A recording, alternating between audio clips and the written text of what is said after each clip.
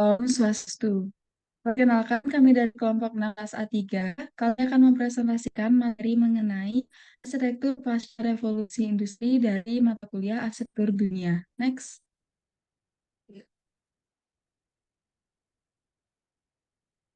Jadi anggota kelompok 6 terdiri dari saya sendiri, Sapatnya NIM 10, Indah Malam 101, Widya NIM 104, Teguh Andreasan 111, dan Krisna Dewi NIM 112.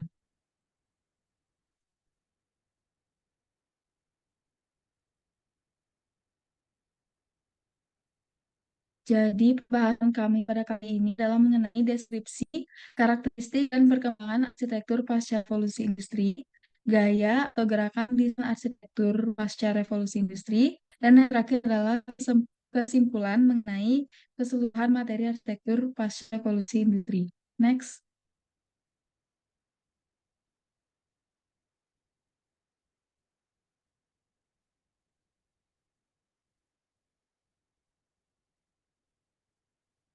Revolusi industri memberikan pada berbagai aspek, salah satunya pada dunia arsitektur Eropa pada abad ke-19. Arsitektur pasca revolusi industri sudah banyak menggunakan tenaga mesin atau teknologi dalam rancangannya, sehingga dari segi fungsi, fasad, hingga modelnya pun mengalami pembaruan. Periode pasca revolusi industri secara tidak langsung meningkatkan arus urbanisasi sehingga kondisi perkotaan semakin ramai penduduk. Untuk itu, kondisi perkotaan tentunya perlu ditata lebih baik lagi dengan bangunan yang baru. Next.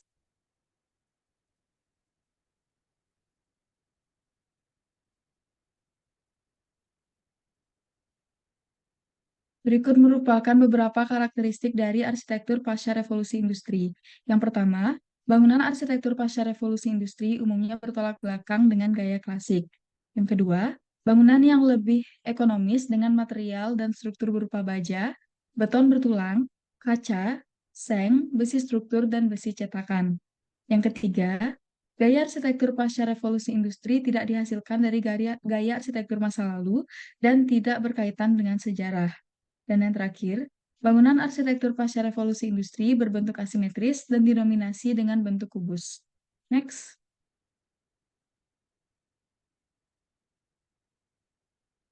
Perkembangan arsitektur pasca revolusi industri dibagi menjadi tiga era revolusi. Yang pertama dan kedua ada di tahun 1784 dan 1870 di mana arsitek masih menggunakan sketsa freehand. Di era revolusi ketiga di tahun 1969 sudah menggunakan teknologi seperti CAD, dan di era revolusi keempat di mana tahun sekarang kita sudah mulai menggunakan teknologi berbasis sistem internet seperti bantuan AI. Next.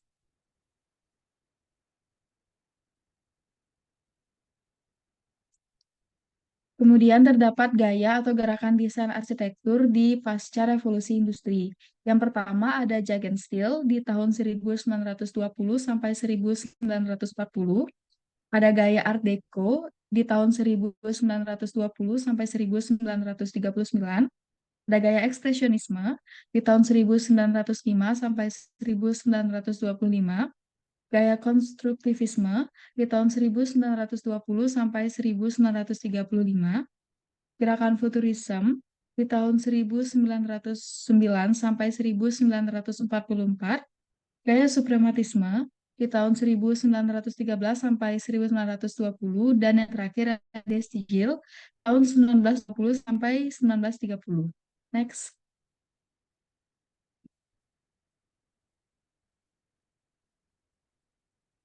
Yang pertama ada gaya Jugendstil yang ada di tahun 1920 sampai 1940. Arsitektur Jugendstil adalah suatu gaya dan filosofi internasional pada seni, arsitektur, dan seni rupa terapan, khususnya seni dekoratif, yang paling populer sepanjang tahun 1890 sampai 1910. Nah, bahasa Inggris menggunakan nama Prancis Art Nouveau, tetapi gaya ini memiliki banyak nama yang berbeda di negara-negara lain. Istilah Jugendstil yang berarti gaya muda berarti majalah di Jagan, dan gayanya cenderung ke motif bunga dan garis-garis yang terinspirasi secara organik akhirnya beralih ke abstraksi dan fungsionalisme. Yang penting, Hal ini menekankan ke lokakarya, di mana kelompok desainer bekerja dengan industrialis untuk produksi massal dan menyebarkan produk. Next.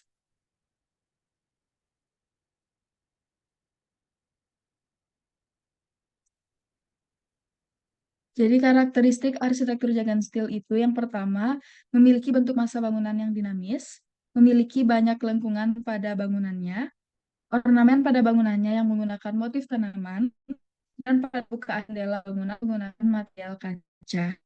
Next.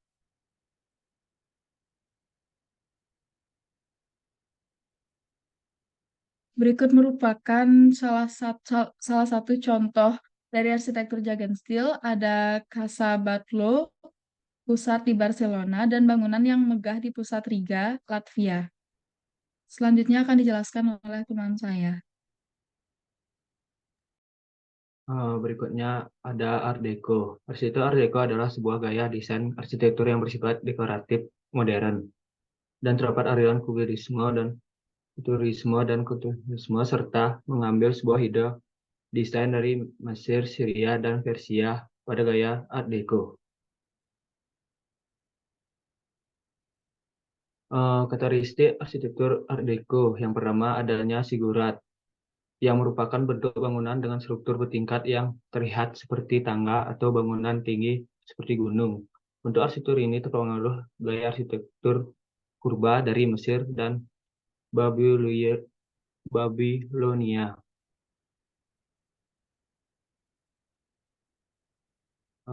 Yang kedua, memiliki sisi lengkung. Ciri khas yang paling tidak bisa dipisahkan dari gaya Art Deco adalah sisi bangunan yang berbentuk melengkung dengan karakteristik yang maskulin dan dinamis, dan dapat dilihat pada desain bangunan di samping, memiliki sisi yang lengkung sebagai focal point. Yang ketiga, bentuk atap datar. Art Deco merupakan turunan dari gaya kubisme yang sangat menggabungkan bentuk kubus. Hal ini pun terlihat dari bangunan Art Deco yang memiliki atap yang datar sehingga menyerupai kubus. Selain itu, atap bergaya Art Deco juga biasanya dihiasi dengan parapet atau penghalang pendek di tepi atap, atau bahkan menara.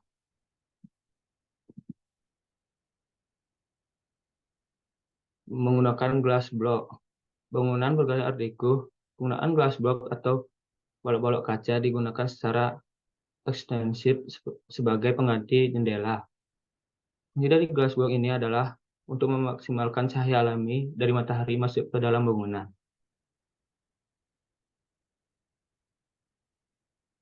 Menonjolkan unsur abstrak. Yang paling terlihat adalah pada detail arsitektur dekorasi yang sering terlihat kontras, namun tetap bisa terlihat serasi. Perpaduan berbagai bentuk, ornamen, tekstur, dan warna memberikan kesan abstrak tersendiri dan menjadikan desain Art Deco semakin menarik.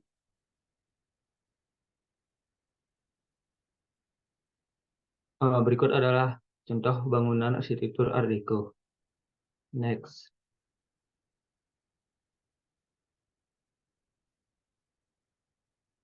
Berikutnya, ekspresionisme adalah gaya arsitektur yang berkembang di Eropa pada permulaan abad ke-20.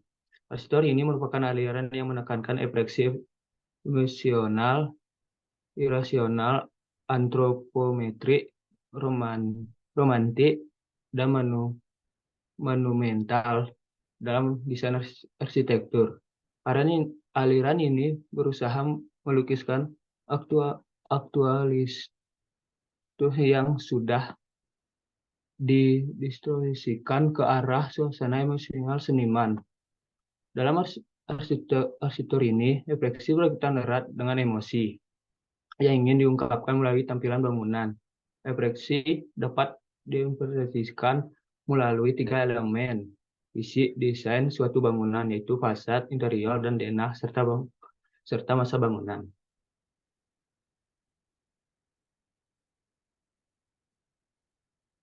Berikut akan dijelaskan oleh teman saya. Baik, selanjutnya ada karakteristik dari arsitektur ekspresionisme. Salah satu maksud dan tujuan dari ekspresionis dalam arsitektur adalah untuk menghargai kebebasan dalam menciptakan suatu seni dalam arsitektur. Kebebasan yang dimaksud adalah seni yang tidak hanya terbatas pada modul yang akan menjadikan bentuk suatu bangunan terlihat kaku dan monoton. Dengan mengacu pada pendekatan tersebut, maka karakteristik ekspresionisme dapat dikemukakan sebagai berikut. Yang pertama, bentuk massa bangunan yang asimetris. Yang kedua, tidak bersifat kaku dan monoton. Yang ketiga, menggunakan makna pada simbol yang diterapkan pada bangunan. Dan yang terakhir, bentuk ekspresinya biasa terdapat pada bangunan berbentuk lengkung dan bulat. Next.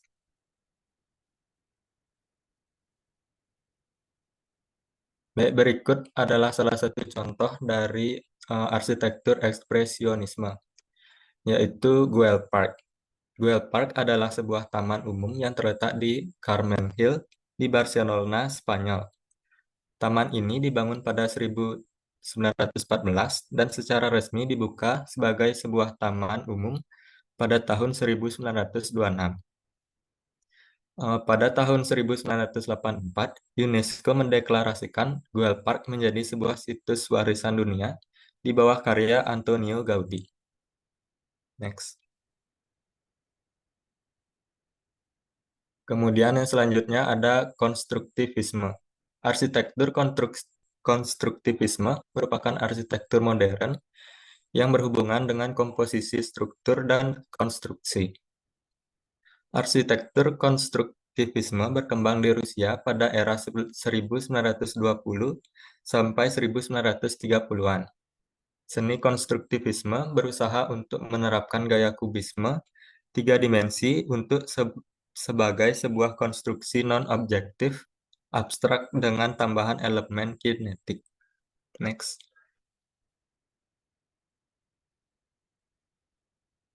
Beberapa karakteristik arsitektur konstruktivisme yaitu adanya elemen geometri seperti gaya kubisme, kemudian menggunakan elemen desain ruang kosong, warna dipenuhi oleh aliran arsitektur dadaisme, dan menggunakan elemen industrial untuk menciptakan kesan geometris. Next. Kemudian beberapa contoh bangunan dari arsitektur konstruktivisme, yaitu yang pertama ada pusat rehabilitasi yang berada di Dombay, Rusia. Kemudian Wedding Palace yang berada di Tbilisi, Georgia. Dan yang terakhir ada Kementerian Jalan yang berada di Tbilisi, Georgia. Next. Kemudian ada gaya futurism. Arsitektur futurism merupakan gaya arsitektur yang berasal dari ide pemikiran atau gagasan ide yang mengungkapkan kebebasan dan berorientasi ke masa depan ke dalam bentuk yang tidak biasa, kreatif, dan inovatif. Kemudian karakteristik arsitektur futurism antara lain memiliki bentuk yang unik, pencahayaan yang futuristik, kemudian dominan menggunakan material yang berkilap dan licin, memanfaatkan teknologi, mengutamakan penggunaan prinsip bangunan minimalis, dan yang terakhir dominan menggunakan warna yang cerah seperti warna putih, kuning, perak, dan lainnya.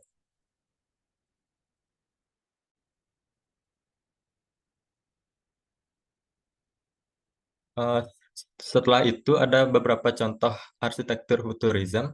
Yang pertama yaitu Pusat Utopia New Tokyo, dan yang kedua ada Dalian International Conference Center.